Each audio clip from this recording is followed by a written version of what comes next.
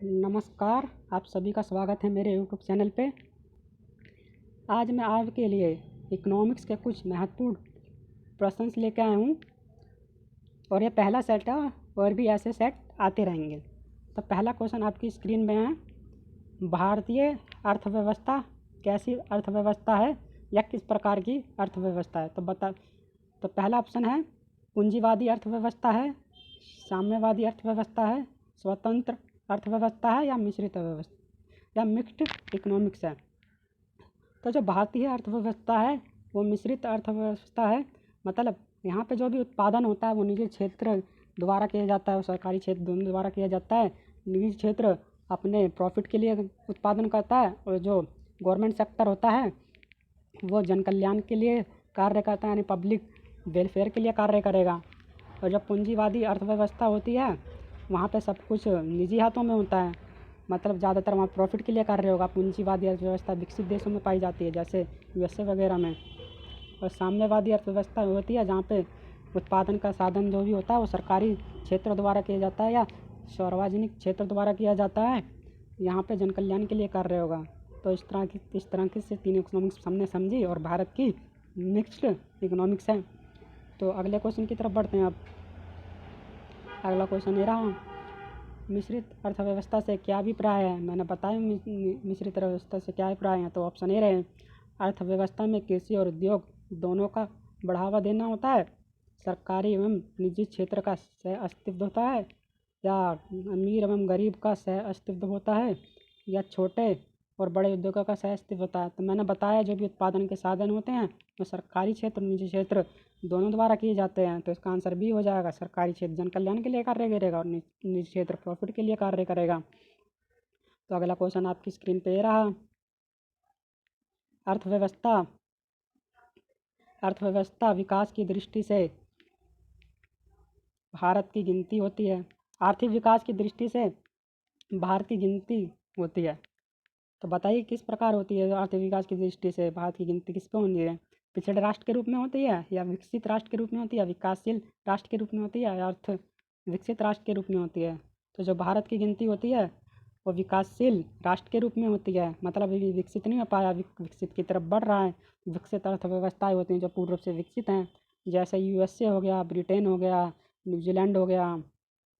इस तरह से पिछड़े राष्ट्र होते हैं जब विकासशील ही नहीं पाए, पिछड़े राष्ट्र के रूप में होते हैं। चलिए अगले क्वेश्चन की तरफ बढ़ते हैं। भारतीय अर्थव्यवस्था का कौन सा क्षेत्र सकल घरेलू राष्ट्रीय उत्पाद में सबसे अधिक योगदान निभाता है? तो आपको बताना है जो जीडीपी होती है, सकल राष्ट्रीय उत्पाद होता है, उसमें कौन सा क्षेत्र सबसे अधिक होता है? किस क्षेत्र का योगदान सबसे अधिक होता है? प्राइमरी सेक्टर का होता है, या सेकेंडरी सेक्टर का होता है, या टर्टियरी सेक्टर का होता है? इसको सर्विस सेक्टर भी बोला जाता है। तो इसका सही आंसर होगा सर्विस सेक्टर, यानी तृतीय सेक्टर। सर्विस सेक्टर होता है जहाँ पे सर्विसेज दी जाती हैं, जैसे हमें बैंक सर्विस देता है, ट्रांसपोर्ट सर्विस देता है, या हमें इंडियन रेलवे सर्विस देती है। तो सब सर्विस सेक्टर में आते हैं इसी को। और प्राइवेट सेक्टर होता है जहाँ पे कृषि हो गया, कृषि प्राइवेट सेक्टर में होती है। और सेकेंडरी सेक्टर में इंडस्ट्री वगैरह आती है जहाँ पे मैन्युफैक्चरिंग वगैरह हो जाए, निर्माण हो जाए, तो उसे सेकेंडरी सेक्टर कहा जाएगा या द्वितीय क्षेत्र कहा जाएगा। तो चलिए अगले क्वेश्चन की तरफ बढ़ते हैं। बंद अर्थव्यवस्था वह अर्थव्यवस्था है जिसमें, आपको ये बताना है क्लोज इकोनॉमिक कैसी इकोनॉमिक्स होती है? मुद्रास्फीति पूर्ण रूप से नियंत्रित होती है क्या क्लोज इकोनॉमिक में होता? नहीं, ऐसा नहीं होता।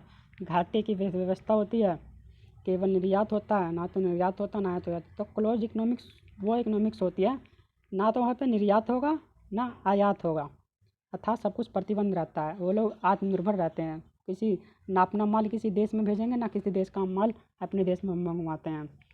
तो उसे क्लोज इकोनॉमिक्स कहा जाता है। चलिए अगले क्वेश्चन की तरफ। ऐसी अर्थव्यवस्था को क्या कहते हैं जिसका शेष से कोई संबंध नहीं होता? जैसे मैंने अभी बताया, जहाँ पे ना निर्यात होगा ना आयात होगा तो उसका शेष विश्व के साथ भी कोई संबंध नहीं होगा, तो उसे बंद अर्थव्यवस्था कहेंगे या क्लोज इकोनॉमिक्स कहेंगे। ये लोग किसी से कुछ नहीं मतलब रखते। मतलब यह सत्य होगा कि भारत को परिभाषित किया जाए, भारत को किस प्रकार परिभाषित की सत्य होगा? तो आपके क्वेश्चन स्क्रीन पे रहे। एक खाद की कमी वाली अर्थव्यवस्था के रूप में, एक क्षम आधिक्य वाली अर्थव्यवस्था के रूप में, एक व्यापार आधिक्य वाली अर्थव्यवस्था के रूप में या एक पूंजी आधिक्य वाली अर्थव्यवस्था के रूप में? तो इसका आंसर सही होगा बी आंसर इसका सही हो जाएगा, एक श्रम आधिक्य वाली अर्थव्यवस्था के रूप में, क्योंकि हमारे यहाँ पे काम करने वाले लोग हैं, हमारे यहाँ पे ह्यूमन पावर्स ज़्यादा हैं, तो हमारे यहाँ पे ह्यूमन पावर्स की कमी नहीं है, तो हमारी इकोनॉमिक्स श्रम आधिक्य वाली यहाँ पे बहुत ज़्यादा श्रम पाया जाता है, मतलब ह्यूमन पावर पाया जाता है। चलिए अगले क्वेश्चन की तरफ। किस देश का आर्थिक विकास निर्भर करता है? आर्थिक विकास किस देश पर निर्भर करेगा, यानी प्राइमरी रिसोर्सेज पे, नेचुरल रिसोर्सेज पे, या पूंजी निर्माण पे, कैपिटल पे, या बाज़ार के आकार में, बाज़ार कैप, वहाँ की मार्केट कितनी बड़ी है, या फिर सभी? तो जो देश का आर्थिक विकास होगा वहाँ पर प्राकृतिक संसाधन भी होने चाहिए, पैसा भी होना चाहिए, मार्केट भी बड़ी होनी चाहिए, जब ये वहाँ का देश का आर्थिक विकास होगा, तो इसका आंसर सभी हो जाएगा। तो चलिए अगले क्वेश्चन की तरफ बढ़ते हैं। वैश्वीकरण वैश्वीकरण वैश्वीकरण का अर्थ है, तो आपको वैश्वीकरण का अर्थ बताना है क्या है? अर्थव्यवस्था का एकीकरण, या वित्तीय बाजार का एकीकरण, या घरेलू अर्थव्यवस्था का वैश्विक अर्थव्यवस्था एकीकरण, या अर्थव्यवस्था के विभिन्न खंडों का एकीकरण? तो इसका आंसर बी हो जाएगा। जो घरेलू इकोनॉमिक्स होती है उसका शेष विश्व के साथ संबंध स्थापित करना होता है, उससे वैश्वीकरण कह देते हैं। जैसे भारत में पहले वैश्वीकरण नहीं था, 1991 में LPG की नीति आई भारत सरकार द्वारा, तो भारत सभी देशों के साथ जुड़ा, तो भारत की अर्थव्यवस्था वैश्विक अर्थव्यवस्था के साथ एकीकृत हो गई। अगले क्वेश्चन की तरफ पढ़ते हैं। वैश्वीकरण की प्रक्रिया से अभिप्राय है, बताओ वैश्वीकरण की प्रक्रिया से क्या अभिप्राय है? वैश्विक व्यापार गुटों की स्थापना करना, अंतर्राष्ट्रीय व्यापार में बाधाओं को समाप्त करना, विश्व में एकल करेंसी को लागू करना, उपयुक्त में से कोई नहीं? तो इसका आंसर सही होगा बी, अंतर्राष्ट्रीय व्यापार में बाधाओं को समाप्त करना। जब हमने LPG की नीति अपनाई, तो हमारी नीति 1991 में जो हम LPG नीति लेके आए, हमारी उदार नीति हो गई। जो भी प्रतिबंध थे वो बहुत ज़्यादा कम कर दिए गए, जिससे हमारा जो अर्थव्यवस्था है, अंतर्राष्ट्रीय जो व्यापार था पहले उसमें बाधा आती थी, जिससे प्रतिबंध करने से बाधा समाप्त हुई और हमारे संबंध अंतर्राष्ट्रीय व्यापार में बढ़े, तो वह वैश्वीकरण की प्रक्रिया हो गई। तो चलिए अगले क्वेश्चन की तरफ। भारतीय अर्थव्यवस्था के वैश्वीकरण का अर्थ? इसका आंसर बी होगा, मैंने बता दिया है, ये क्वेश्चन शायद दोबारा रिपीट हो गया है। चलिए अगले क्वेश्चन की तरफ। भारत की कुल श्रम शक्ति का लगभग कितना भाग कृषि में लगा हुआ है? जो भारत की श्रम शक्ति है उसका कितना प्रतिशत भाग कृषि में लगा हुआ है? तो आपके बताना कितना प्रतिशत भाग कृषि में लगा हुआ है। 43%, 49%, 54% या 65%? तो इसका सही आंसर होगा 54%। जो 54% है उसका कुल श्रम शक्ति भाग एग्रीकल्चर में लगा हुआ है। चलिए अगले क्वेश्चन की तरफ बढ़ते हैं। भारत में अधिकतर बेरोजगारी पाई जाती है। भारत में किस प्रकार की ज़्यादा बेरोजगारी पाई जाती है? तकनीक बेरोजगारी पाई जाती है, क्षेत्रीय बेरोजगारी पाई जाती है, घर्षात्मक बेरोजगारी पाई जाती है, संरचनात्मक बेरोजगारी पाई जाती है? तो भारत में अधिकतर संरचनात्मक बेरोजगारी पाई जाती है। संरचनात्मक बेरोजगारी होती है जो किसी अर्थव्यवस्था में उसके स्ट्रक्चर चेंज के कारण उत्पन्न होती है, मतलब टेक्निक में चेंज आ गया, या किसी इकोनॉमिक्स का, मतलब किसी उद्योग का दूसरे उद्योग के साथ उसका विलय हो गया, तो विलय होने से सब अपने नए नए रूल बनाएंगे, उसके स्ट्रक्चर में चेंज हो गया। और उद्योग का बंद हो जाना, तब भी संरचनात्मक बेरोजगारी हो जाती है। और जो संरचनात्मक बेरोजगारी होती है दीर्घकालीन होती है, दीर्घकालीन मतलब लॉन्ग टर्म चलती है। घर्षात्मक बेरोजगारी वह होती है जब एक आदमी अपनी नौकरी से खुश नहीं होता, दूसरी नौकरी की तलाश करता है, और नौकरी उसे काफ़ी टाइम बाद मिलेगी, उसमें कुछ टाइम लगेगा, तो उसको जितना टाइम लगेगा वह जितने समय बेरोजगार हो जाएगा, उसे घर्षात्मक बेरोजगारी कहते हैं। चक्रीय बेरोजगारी होती है जब व्यापार में उतार चढ़ाव आते रहते हैं, या इकोनॉमिक्स अर्थव्यवस्था में उतार चढ़ाव आएंगे।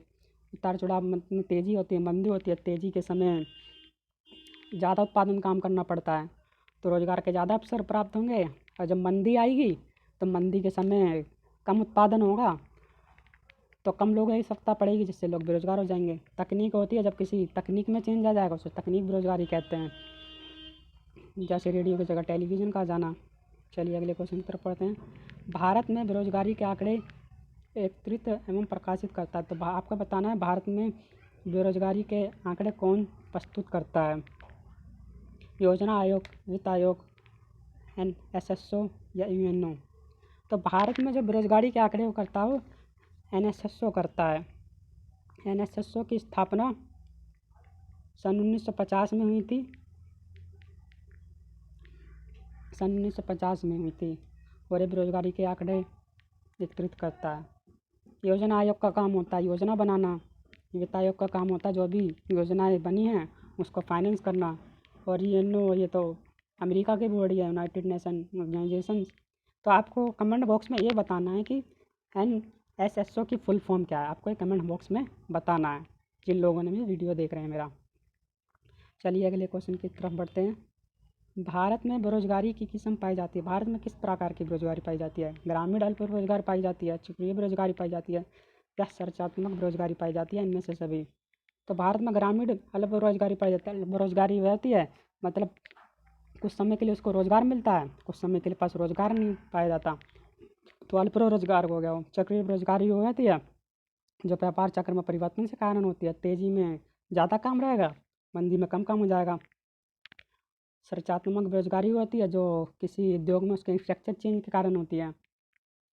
तो इनमें से इसका आंसर हो जाएगा इनमें सभी भारत में बेरोजगारी पाई जाती है। अगले क्वेश्चन की तरफ बढ़ते हैं।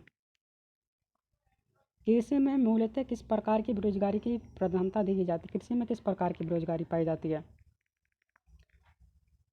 संरचनात्मक बेरोजगारी पाई जाती है, खुली बेरोजगारी पाई जाती है, अदृश्य बेरोजगारी पाई जाती है, घटनात्मक बेरोजगारी पाई जाती है। तो कृषि में जो होती है वो अदृश्य बेरोजगारी पाई जाती है।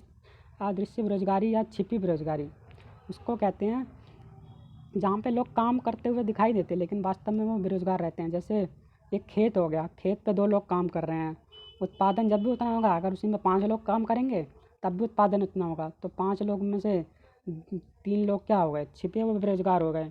मतलब वो काम से हट भी जाएँ जब भी उत्पादन होगा, तो छिपी बेरोजगारी कहते हैं। और घटनात्मक बेरोजगारी मैंने बताया, जब एक बंदा एक नौकरी से दूसरी नौकरी के लिए तलाश में भटकेगा, उसे जितना टाइम लगेगा वो इतना उसमें बेरोजगार हो जाएगा। घटनात्मक बेरोजगारी होते हैं। खुली बेरोजगारी ये होती है जब बंदों को काम अपनी इच्छा के अनुसार काम नहीं मिलता, तो उसे खुली बेरोजगारी कहते हैं। चलिए अगली क्वेश्चन की तरफ बढ़ते हैं। कृषि में बेरोजगारी स्वरूप देखने को मिलता है। कृषि में किस प्रकार की बेरोजगारी पाई जाती है। संरचनात्मक बेरोजगारी, मौसमी बेरोजगारी या गैर मौसमी बेरोजगारी, में सभी ये बता दिया मैंने। प्रच्छन्न बेरोजगारी का होता है काम करने के इच्छुक होना और काम ना मिलना। प्रच्छन्न बेरोजगारी को छिपी बेरोजगारी कहते हैं। प्रत्येक वर्ष भर प्रत्येक दिन काम ना मिलना। विशाल श्रमिक शक्ति को नियोजित करने के लिए पूंजी का अपर्याप्त होना या आवश्यकता से अधिक कार्यरत होना। तो मैंने बताया छिपी बेरोजगारी या दृश्य बेरोजगारी या प्रच्छन्न बेरोजगारी कुछ भी एग्जाम में पूछ लिया जाए तो एक ही प्रकार की बेरोजगारी होती है। प्रच्छन्न बेरोजगारी में भी होता है कि आवश्यकता से अधिक लोगों का कार्यरत होना। चला अगले क्वेश्चन की तरफ बढ़ते हैं।